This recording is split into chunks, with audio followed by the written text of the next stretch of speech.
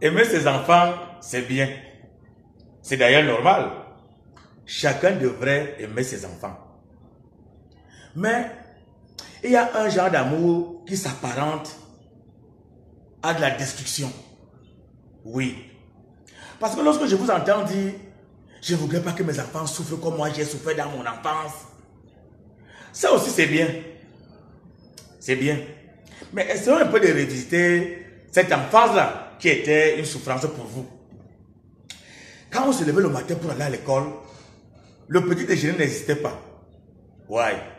Quand on avait la chance de se lever le matin et trouver un morceau de manioc qui a dormi avec une tranche d'avocat, tout de suite on filait. 20 à 25 km à pied. Une maintenance en manioc qui servait de cartable. Et à l'intérieur, il y avait une ardoise, un cahier, un bic ou un crayon.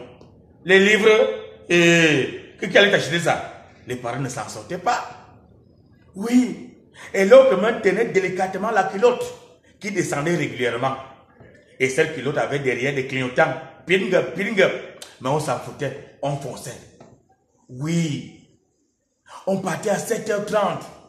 On rentrait à 17h30. Quand on avait la chance qu'on n'a pas été mis dehors à midi pour faire des scolarités, qui étaient d'ailleurs de 3500. Les parents souffraient. Ouais. Et maintenant, quand on rentrait des classes, aïe, il fallait aller chercher de l'eau à des kilomètres. Porter un fagot de bois qui t'attrapait mal la tête parce que mal ligoté. Quand ta mère finissait de préparer, il était 22h, tu dormais déjà. Sur une lampe tempête, il n'y avait pas d'électricité. Le lendemain, ça reprenait. Oui. C'est ça qui nous a forgés. C'est ça qui nous a rendu durs. Alors, quand tu dis aujourd'hui que tu as trop souffert, non, mon ami, tu étais en formation. Concrètement à ce que toi tu fais aujourd'hui, comment expliquer qu'on donne 1000 francs à un enfant qui fait la maternelle? 1000 francs d'argent de poche. Quand on sait que le matin d'abord, l'enfant là a eu son petit déjeuner cossu. Et l'école est à 200 mètres. On a tout un chauffeur pour l'enfant. Non. Il y a 2 pauses à l'école. 10h et midi. Expliquez-moi comment l'enfant finit les 1000 francs là. Pour rentrer encore le soir, s'empiffrer.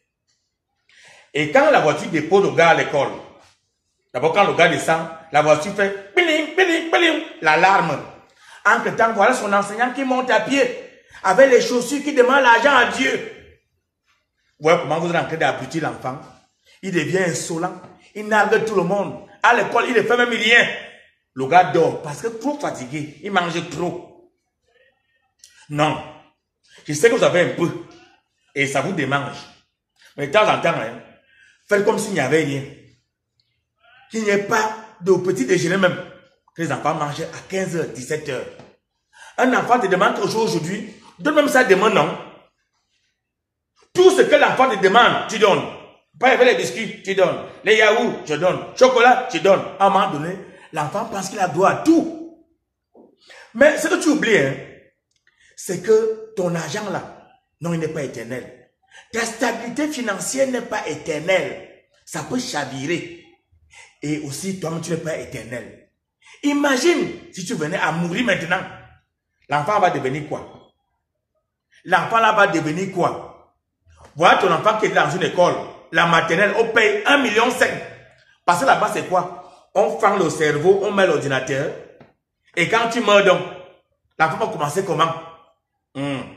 Aimez bien vos enfants, mais cessez de les détruire. Bonne journée à vous.